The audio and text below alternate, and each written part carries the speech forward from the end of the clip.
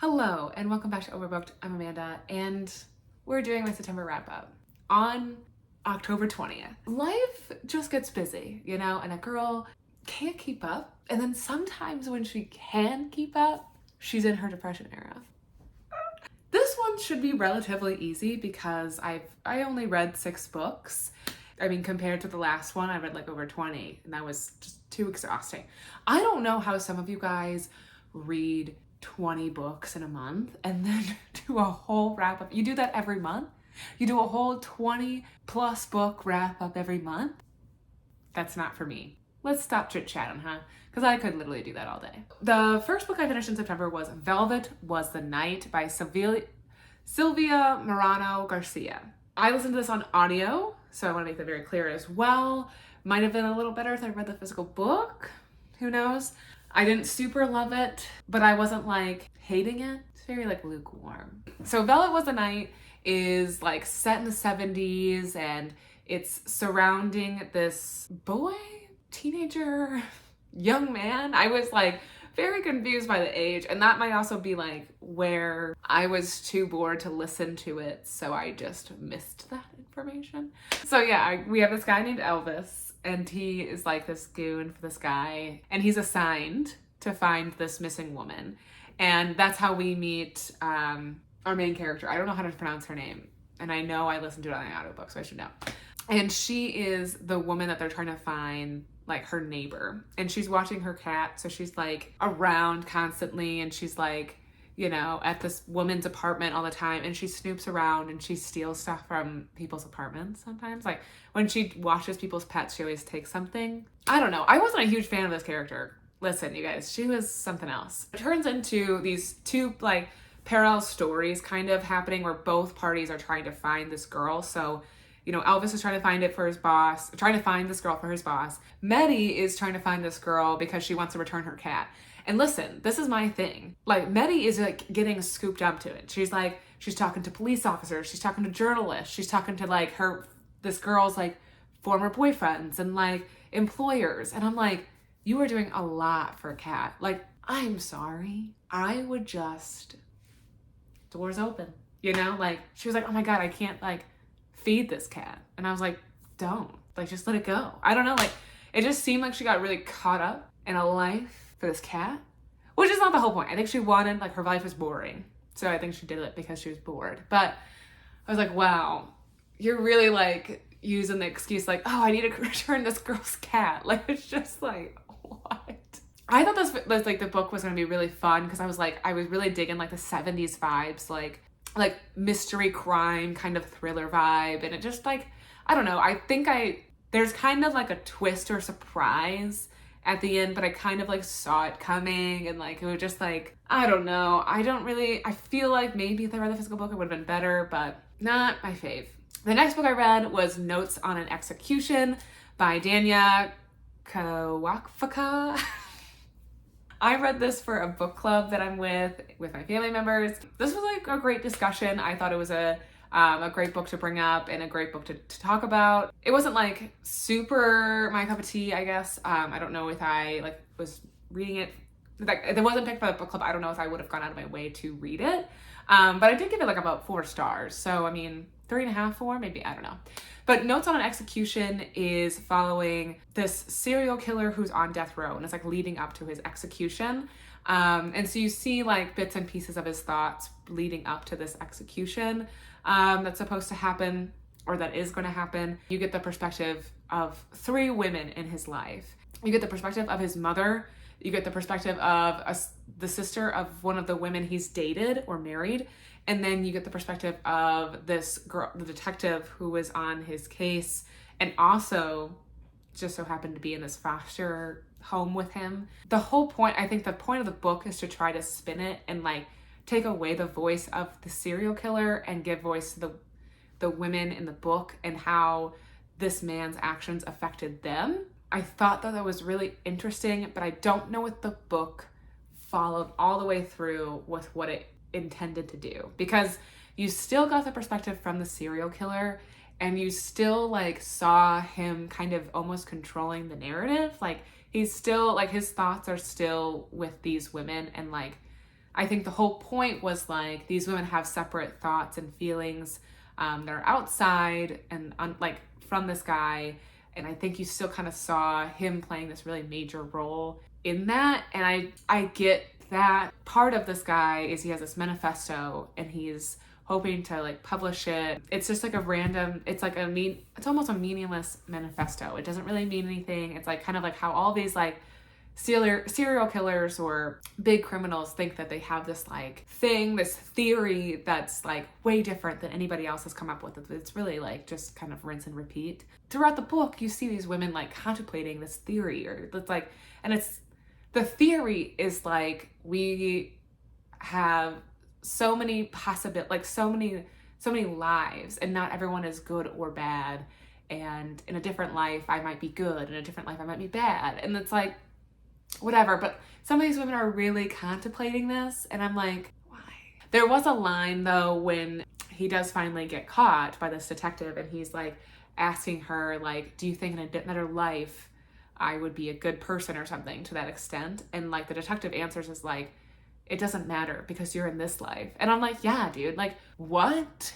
And then there was my other issue with this book was like, it tried to bring up injustices and like how, you know, Black and brown communities are affected by policing at a higher rate, and like the Black Lives Matter protests surrounding policing. To me, it just kind of really fell short. It was just like a really like brief mention. It almost seemed like, oh, this thing is topical right now, so I'll put it in my book and hope somebody will pat me on the back, which I just didn't think that, it didn't add anything to the narrative. Like most of the characters were white, and like it just didn't feel right to me. And we do have a main character who's Indian, and she talks about her heritage. Like I don't think the author does what she thinks she's doing with that. And that also just like is a whole other conversation too. Like, should white authors be writing people of color? And I don't really know what the answer is there, but in this case, I don't really know if the author did her due diligence, or not even her due diligence, but like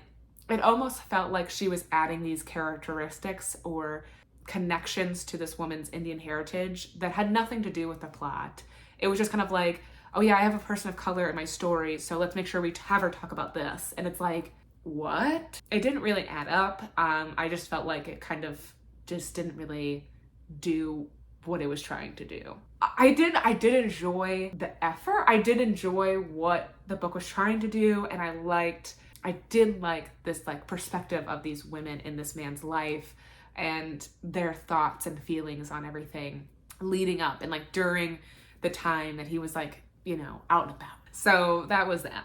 Okay, so the next book I finished was Cultish, The Language of Fanaticism by Amanda Montell. This is an audiobook I listened to. I do talk about this in my audiobook vlog where I try to finish 3 audiobooks in 1 week. So if you haven't watched that, check it out. So I read Cultish. I really, really enjoyed this. This was a really fun audiobook to listen to. It was really quick, like 8 hours. And it's the same narrator as The Last Thing He Told Me. So that kept throwing me, because I did enjoy that book. And I was like, am I listening to The Last Thing He Told Me? I'm not about this. Cultish is just looking at the language of cults. What she's talking about is like cultish as a language. So like as we speak English or Spanish or I guess that's it that I can think of.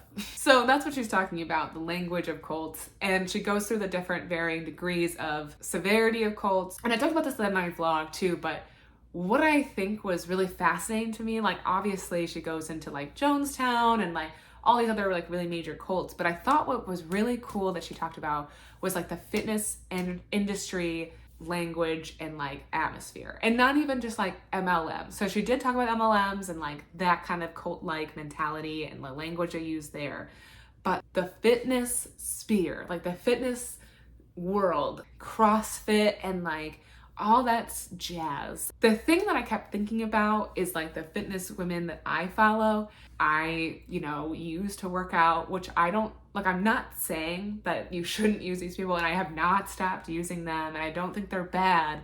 And she was saying like, not all instances of using like cultish language is bad. It's just like, it pops up and it's used.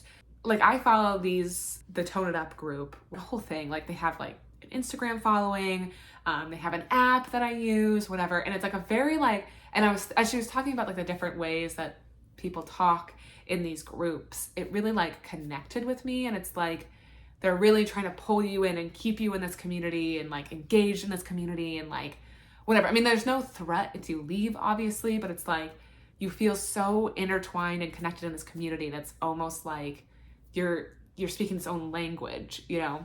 And they have all their own little terms for things that makes you feel like you're in this like private little group. And that's kind of like how it is. So it was just really fascinating. I loved listening to that. I was like very eye-opening and just like really informative, and I loved it. I thought it was really just a great book. Highly recommend. The next book I read was The Personal Librarian, and that is by 2 authors that I didn't realize. I got through this entire book. I got through the entire thing. And at the end, and the only reason I listened to this author's note is because I have the audiobook and I was driving, so I couldn't like get out of the book. But the author's note is 2 people. And I was like, oh my God, this was written by 2 people. Like, if there's 2 authors, I was like, yeah, so there's 2 authors, Personal Librarian, for those who don't know.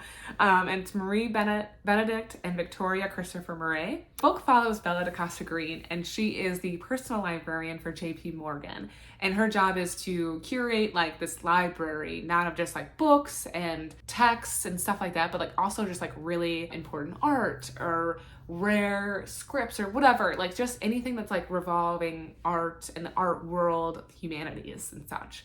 So she is hired to do this job, and you know, she does an incredible job. Like, she is like known across the country, like she's known in the art world. She is like amazing at like these what are they called, auctions and stuff. Like, that was really cool to see. But this whole time she is masking herself as a white woman. She's really black.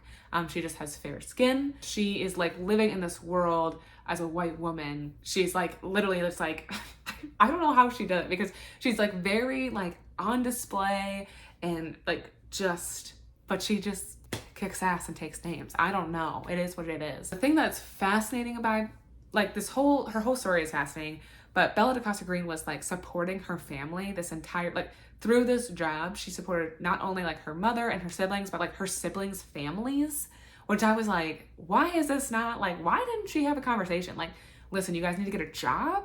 I can't do this, but like, whatever. So she, like, all of her siblings got married, had families, and like for some reason, like her siblings' husbands couldn't find work. So she was supporting a lot of people through this job. And so a lot like rested on her shoulders. And something I talked about in my audiobook vlog, because this was also mentioned in there, was like how she didn't allow herself to have a child because she knew how risky it was going to be, because if she ended up having a child and that child was black, like her whole thing is just gone. She can't support her family anymore. She can't, you know, do this work. It would be all over. So she doesn't let herself, you know, get married or have a child, which is just incredibly sad. And just, I don't know, like I felt so terrible for her reading that. There's also not a lot of information on Bella DaCosta Green, which I can't remember what her actual name is. Her real name is Belle Marion Greener. That's her actual given name. There's not a lot of information out there because she died in the 1950s when there was like a lot of racial turmoil still. Like it wasn't a great time to be a black person. So she was very unsure of how the public would perceive her as this like very prominent figure that just, you know, passed as white and was black this entire time. So she burned a lot of her correspondence, a lot of her personal records that would indicate or give her away that she was black, which is really, really unfortunate for us and like the public, because we lose a lot of information and details on her life that would have been really, really nice to know and would have provided a lot of like just information on her and given a lot of clarity on who she was and what she thought about a lot of things, and they're just not there. So it's like really heartbreaking and sad because on one hand, it's kind of like she spent her entire like career building this library, and I think she was so scared to see what would happen to it if the public knew who she was. But it also just sucks that she had to make that decision based on that. I just really, really wish that we could have she didn't have to make that choice. I liked the book. I don't know what it was about it. I just didn't super love it. I loved what I learned. And I think I said, again, I think I said this in my vlog, I think I would have preferred a more nonfiction, I think I would have preferred a nonfiction account of this story than the fictionalized, even though it might be hard to put together a nonfiction book because there is just no information, but I just, I think that's what I would have preferred in this scenario. The authors do take some liberties. They try to add some of what they assume or what they think that Bella was thinking, or Belle was thinking or feeling, which I think they did wonderfully at. Like, I mean, there was like, they use a lot of context clues, so it wasn't like they were shooting in the dark, but it just, I don't know. I didn't super enjoy it. I think I gave it like 3 stars, but again, I learned a ton. I had no idea that this woman existed. So this was really cool. I'd love to see the library and give her kudos. Next book I finished was Set on You by Amy Lee. And I loved this book. I loved this book. This is just like what I needed. I feel like I've been like in a reading slump lately, and like the romance books have been coming through. They've been coming through and I love it. Set on You is following Crystal Chen, and she is a curvy fitness influencer, which I love. I love. And so she is like all about like, it doesn't matter what your body looks like, you can still go to the gym. And she like shows what she's doing in the gym. She shows all the workouts she's doing, and she's a personal trainer. So she's like training clients and like, you know, talking about trying to balance everything and whatnot. And I just love it. And then she meets this guy at the gym who is not like respecting her territory, like takes her squat bar and doesn't give it back to her and like all this stuff. And so they're like nemesis. And then they find out so her grandmother is getting married, and then they meet at this like family dinner, and she realizes this guy is her grandmother's fiance's grandson. And so like it's this whole thing, and it's like very fun, and I don't know, I just loved it. I also think the messaging in this book was really great. The author does a great job of articulating how like sometimes it can be murky to be like this body positivity person and like have this like view of trying to like keep up this like really positive outlook on yourself. And I think that we've all kind of come to see that. You know, I've seen a lot of people, like, for example, I follow Eskra. She used to be a model for Aerie, and she's like a curvy model, and she has like turned away from using the language body positivity because it's like you can't always be positive, and like sometimes it's okay to not love everything, and it's more about like maybe just accepting where you are and knowing that you're gonna have bad days and good days, and that sometimes, you know, you're not gonna love yourself completely, but you're gonna love certain other things. And this whole like conversation that I think is really important to have, because, you know, you can't like put on this facade that you like are loving your body every single day and everything is fine and sunshine and roses, because that's not actually what's going on. And I just loved that. I loved that concept. I loved how she like talked about that and all the nuances in that conversation, because there's so many. And like, I know just like saying what I said out loud, there's so many nuances in what I said. And like, there's so many things that you could pick at and take apart and analyze. And I just really, really liked it. Taking that and seeing that in a relationship, and how two people who are trying to, you know, be together have to like navigate this space. And like, especially since she's had such an online presence. And I just thought that was really cool. And I don't know, it was a very fun, light romance read that also had a lot of things that could make you think. And I loved it. Highly recommend, especially if you're somebody who like, you know, likes to work out, you know, was in that body positivity space or whatever. I just think it's really great. I could go on forever. I love this book. Read it. The last book that I finished in September was Empire of Pain: The Secret History of the Sackler Dynasty by Patrick Radden Keefe. This is also included in my reading vlog of the audiobook, so again, check it out. I go really deep into this book and that, so check it out. The Empire of Pain: The Secret History of the Sackler Dynasty is essentially that. It's all in the title. It's really just diving deep into the Sackler family, their history, and the road to OxyContin. I was not really like, I didn't know a ton of information about OxyContin or that whole, you know, emerging issue, or like, I didn't know all of it how it all played out. And so it was just really interesting to read. And I also think that the author did a great job of really like setting us up. Like he doesn't just like dive into like Oxycontin, you know, and we really go back to the beginning where like Arthur Sackler is in the 1930s trying to get into college and trying to like start making money for his family. The huge thing is like that I thought I kept kind of like coming back to throughout the book, even when they were doing terrible things. So Arthur Sackler's father like never made a ton of money. He never got to where I think he wanted to go.